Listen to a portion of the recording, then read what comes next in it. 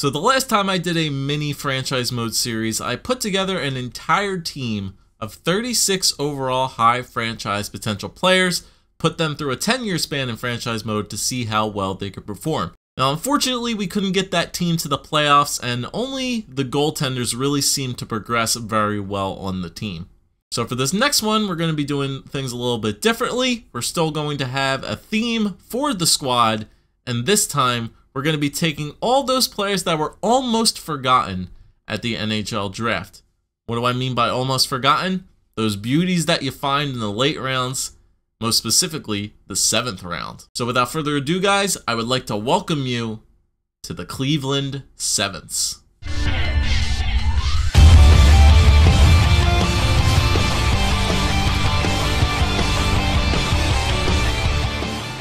Hey guys, what is going on today? Bojo here, and welcome to our brand new franchise mode series following the Cleveland Sevenths. That's right. So the theme of this entire franchise mode is going to be on those 7th round picks in the NHL draft. Make sure you hit that like button down below. I know you guys showed a ton of support on the 36 overall high franchise potential series. The likes on those videos were absolutely outstanding, and hopefully we can get that kind of support for this series as well. 7th round picks is the name of the game. We're only going to be able to trade for 7th round picks. We're only going to be allowed to use 7th round picks on both our NHL and AHL teams, and we can only draft in the 7th round. It's going to be hopefully challenging for our squad, and hopefully building this team up from the ground up should be a definitely tough task to do, but I think we can do it.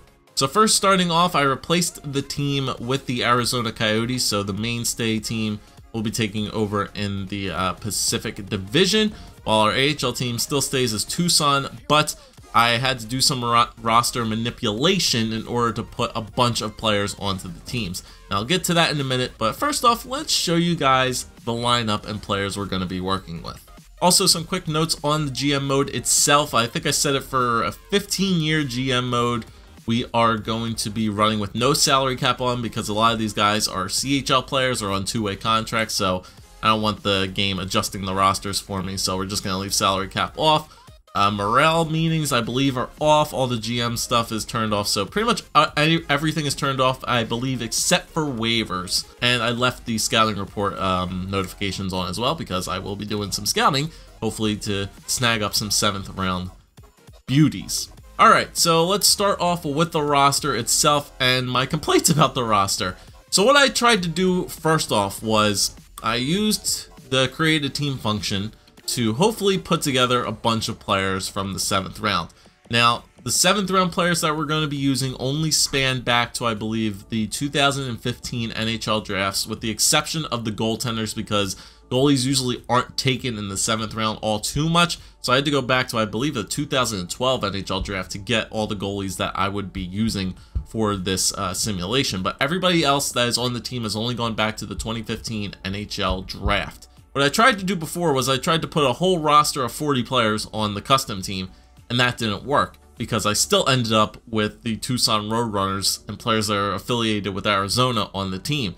And unfortunately, this was still the case even when I tried to do it a second time. Riley McInnes, as you guys know, or Ryan McInnes, sorry, is a 2nd round pick, property of the Arizona Coyotes. So what I did was I went to roster management and player movement.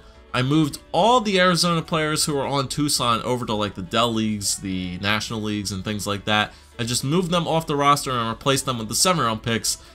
But unfortunately, they still get auto added to the roster. So whatever the case, they're going to be there. I'm not going to use them. However, we can use them as trade bait if we want to trade for possible players in the 7th round on other teams that I might have missed out on, or you guys think I should probably go pick up that might be a benefit to our team, or I could just trade them away for 7th round draft picks because that's the only round we're going to be drafting in.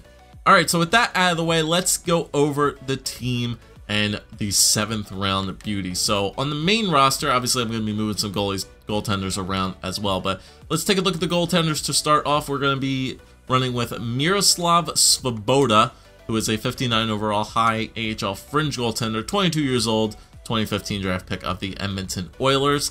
And this guy you might recognize, Dylan Ferguson, who appeared on the Vegas Golden Knights at one point during this past season, filling in for that craziness of the Vegas goaltender situation. The CHL goalie making an appearance, I believe, in one of Vegas's games, which was absolutely ridiculous, being called up. And he's going to be on our team, 18 years old, as a fringe starter, 7th round pick from the Dallas Stars. So that's what the two goaltenders are on the main roster. But as we go into the system here, we have Marek Langhammer, who, if you guys have played GM mode before, you might remember that name. Medium AHL star, 23 years old, 66 overall. We have Jan Jovanen, who has a very good potential, medium as a backup, 64 overall, drafted by Nashville in 2013. And then we also have this guy, Hunter Miska, who is not going to be eligible for the squad. He was another guy who I just could not move. The good thing about these 7th round picks is they're fairly young. Nobody over the age of 23, I think. Yeah, nobody over the age of 23. Now, as we move over to the defense here, this is where the problem may start to arise. We're not going to be running with any good potential defensemen to start off at this series. All these guys are either a 7th defenseman or an AHL top 2.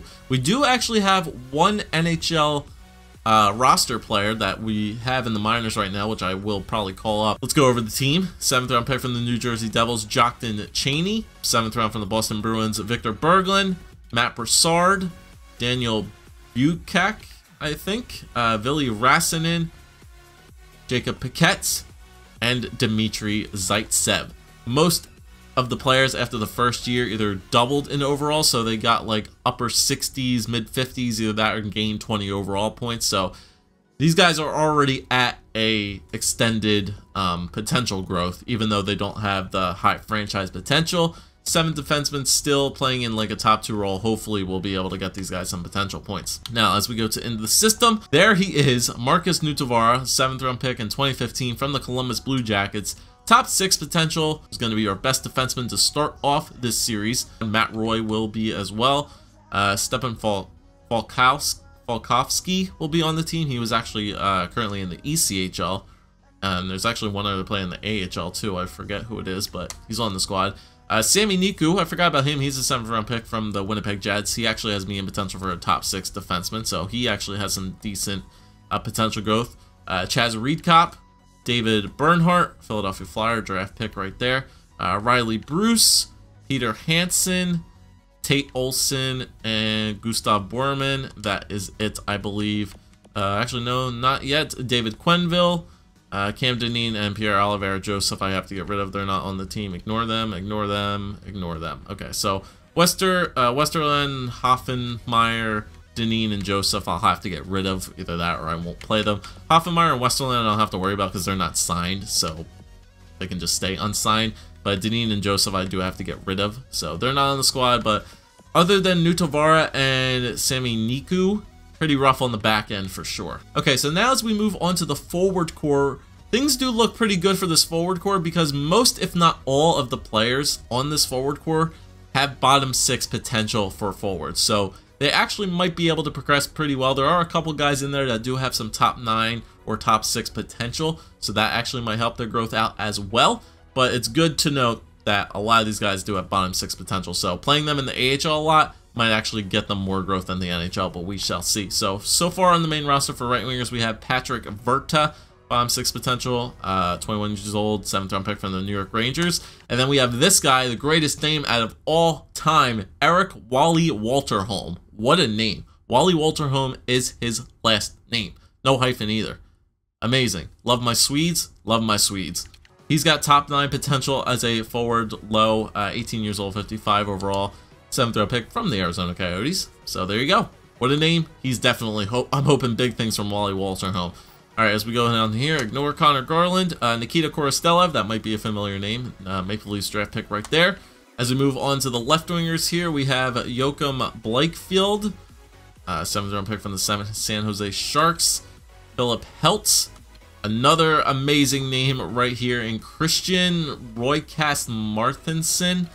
He is Norwegian, I believe, so if there's any people that watch my videos out in Norway, tell me how to pronounce this name. And then finally, we also have Philip Sevingson from the Calgary Flames pick, another bottom 6 potential forward right there.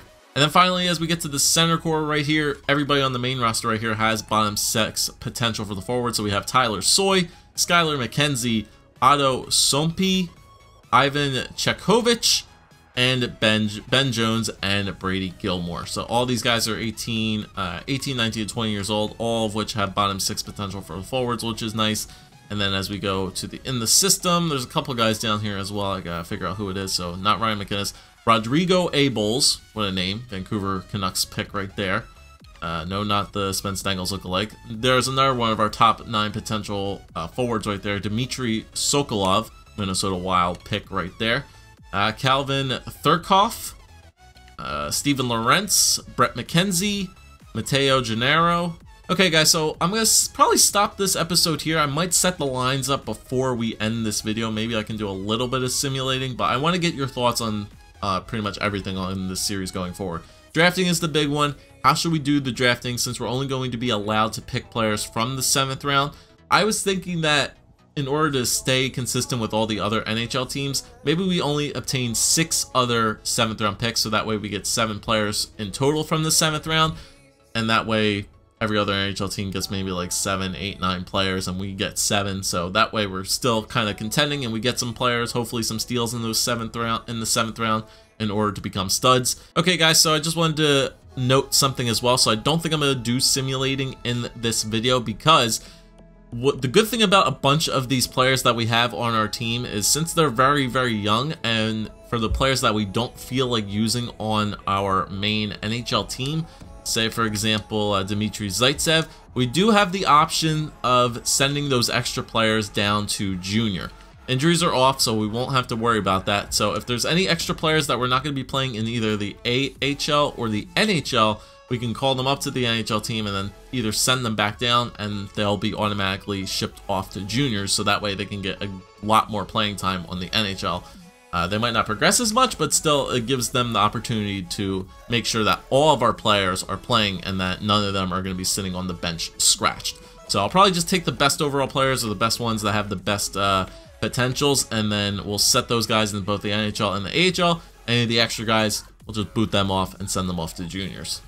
Okay, guys, so I think I got the NHL lineup set. The AHL lineup I'll do next episode. I'll have to mess with the players a little bit, but I think this is what we're going to run in the NHL. So Joachim Blakefield, Abels, and Verta on line 1, Turkov, Sokolov, Korostelev on line number 2, McKenzie, Soy, Sevingson, line 3, and then Helt, Roycast, Martinson, and Wally Walterholm. What a 4th line. My goodness. Those are the longest last names on the 4th line I've ever seen in my life. Defense, Nutavara and Roy, Niku, Cheney, Brassard, and Bukak.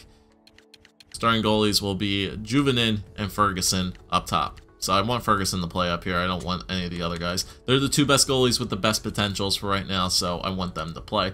Next episode, I'm going to be obviously reworking the team, and we'll get started with simming. So any suggestions that you guys have, make sure to put them in the comments down below. I will read everything and put them into consideration for hopefully making this team a little bit better. Use what we did in the 36 overall franchise GM mode series and put that into this video.